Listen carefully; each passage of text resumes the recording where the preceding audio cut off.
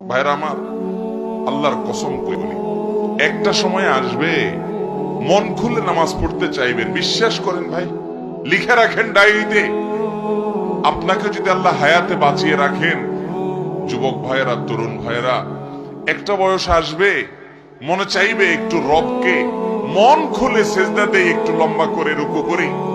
পারবেন না, অসুস্থ হয়ে যাবেন, রোগবালায় ধরে ফেলবে। বাবারে, সে সময় আসবে না? বৃদ্ধ মুরব্বীদেরকে, চাচাদেরকে জিজ্ঞাসা করেন, চাইলেও অজু ধরে রাখতে পারে না, নামাজ পড়তে পারে না, চাইলেও পারে না। একটা সময় আসবে চাইবেন, পারবেন না।